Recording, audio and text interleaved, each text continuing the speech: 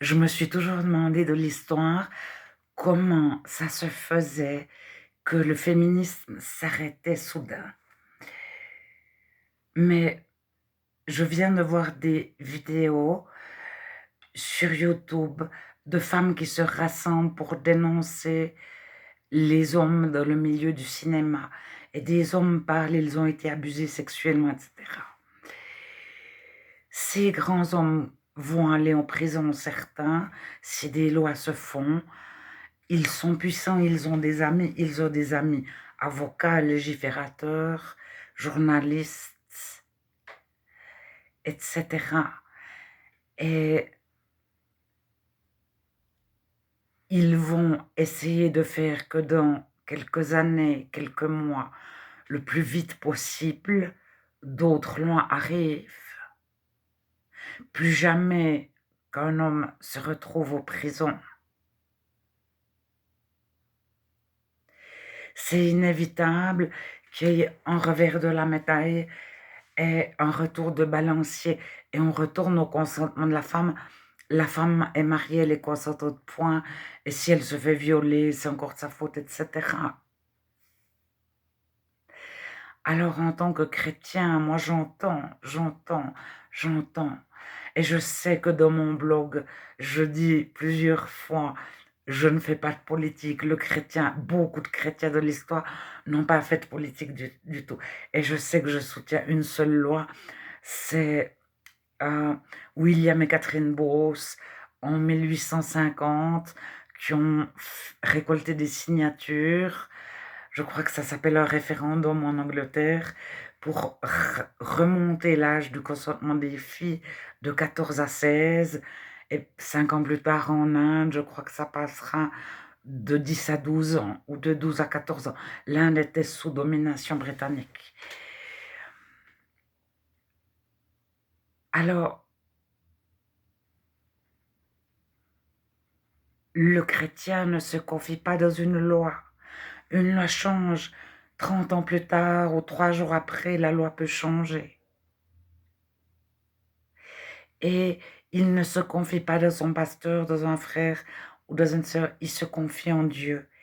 Et je reste persuadée que le producteur de cinéma ou l'acteur cinéma qui est adulé, déjà le chrétien n'adule pas un acteur de cinéma. Si je me retrouve avec Brad Pitt et puis Ben Affleck, j'ai pas une émotion. Oh, j'ai vu Ben Affleck. Oh, j'ai vu tel chanteur. On n'a pas en nous d'idolâtrie ou tellement, je ne sais pas, mais il y avait EXO par exemple à mon époque. Oh, j'ai vu les chanteurs d'EXO, donc Chris Christensen, Ostrini, et puis la femme de Chris Christensen, je ne sais pas les noms exacts, Thierry Ostrini. C'était les chanteurs connus de ma génération. Est-ce que si je les croise, je les ai d'ailleurs croisés, je les ai frôlés à 3 centimètres près, je ne suis pas dans le même état qu'une actrice de cinéma qui voit un grand acteur, je pense, une débutante qui voit un grand acteur. Et je reste persuadée que le producteur, l'acteur de cinéma, s'il a le cœur lavé de l'intérieur par Dieu, il va aimer les femmes d'un tout autre amour. Il va respecter les femmes. Il n'aura pas besoin de loi. Et dans une société, dans un village de 100 personnes, s'il y a 10 chrétiens, ça coupe l'effet de masse. Les 10 chrétiens ont été lavés de l'intérieur. Alors, c'est pour ça qu'on place notre confiance en Dieu, parce qu'actuellement, on a été envahi par la pornographie qui est arrivée juste dans les milieux chrétiens, qui est arrivée jusque chez les pasteurs. Et je vous ai mis des petites vidéos.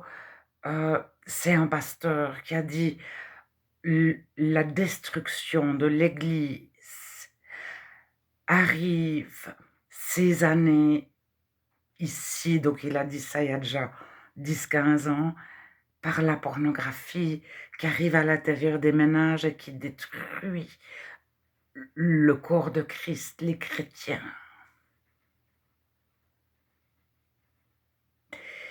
Alors,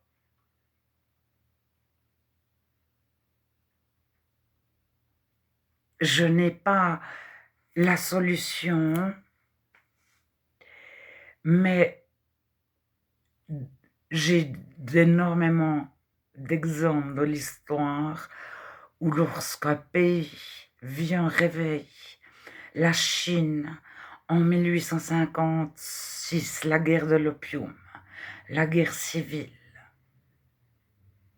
les femmes ont les pieds raccourcis, c'est une tradition d'avoir des mini-pieds.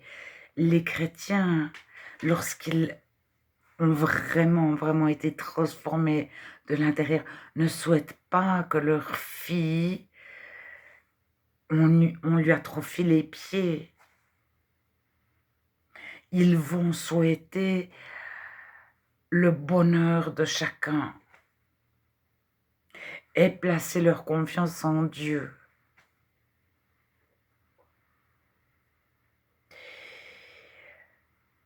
Mais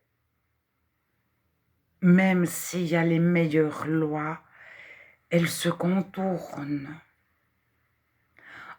Aux USA, celui qui a beaucoup d'argent va beaucoup moins longtemps en prison que celui qui a très peu d'argent parce qu'il paye un avocat débutant. Il n'a pas les moyens de payer l'avocat qui va